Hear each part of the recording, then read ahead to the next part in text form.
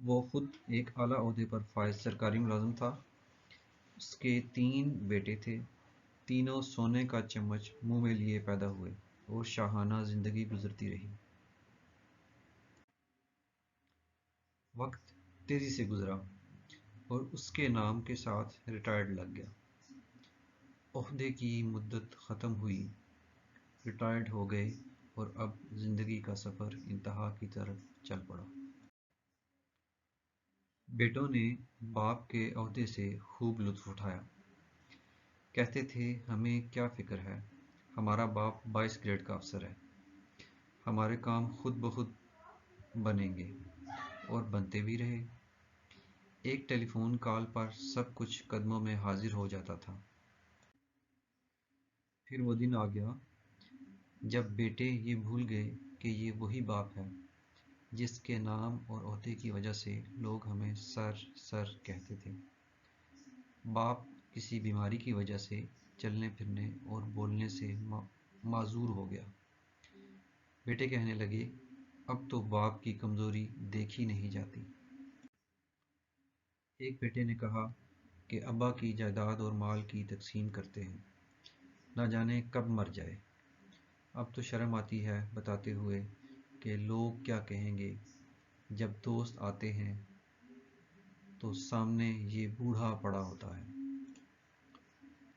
چلو ایک نوکر مستقل ان کے ساتھ رہنے کے لیے رکھ لیتے ہیں، جو ان کا خیال رکھے، 20,000 ماہانہ دے دیں گے۔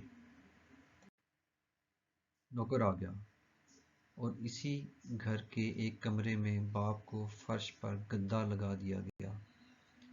نوکر کو کہا گیا کہ اس کا پورا خیال رکھنا، ہمیں کسی قسم کی کوئی شکایت نہ ملے۔ بیٹوں کی شادیاں ہوئیں۔ ایک نے گرمی کی چھٹیاں گزارنے فرانس کا پروگرام بنایا، اور دوسرے نے لندن کا، اور تیسرے نے پیرس کا، اور ہر جگہ اپنا تعارف 22 گریڈ کے افسر کے بیٹے ہونے سے شروع کرتے۔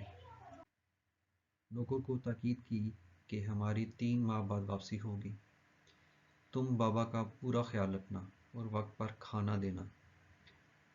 جی اچھا صاحب جی، نوکر نے کہا۔ سب بیٹے چلے گئے۔ وہ باپ اکیلا گھر کے کمرے میں لیٹا سانس لیتا رہا، نہ چل سکتا تھا، نہ خود سے کچھ مانگ سکتا تھا۔ نوکر گھر کو تالا لگا کر بازار سے بریڈ لینے گیا تو اس کا ایکسیڈنٹ ہو گیا۔ لوگوں نے اسے ہاسپٹل پہنچایا اور وہ کومے سے ہوش میں نہ آ سکا۔ بیٹوں نے نوکر کو صرف باپ کے کمرے کی چابی دے کر باقی سارے گھر کو تالے لگا کر چابیاں ساتھ لے گئے تھے۔ ملازم اس کمرے کو تالا لگا کر چابی ساتھ لے کر گیا تھا کہ ابھی واپس آ جاؤں گا۔ اب بوڑھا ریٹائرڈ سرکاری افسر اس کمرے میں لاک ہو چکا تھا، اور وہ چل پھر بھی نہیں سکتا تھا، یہاں تک کہ کسی کو آواز تک نہیں دے سکتا تھا۔ لہٰذا 3 ماہ بعد جب بیٹے واپس آئے اور تالا توڑ کر کمرہ کھولا گیا تو لاش کی حالت وہ ہو چکی تھی جو تصویر میں دکھائی دے رہی ہے۔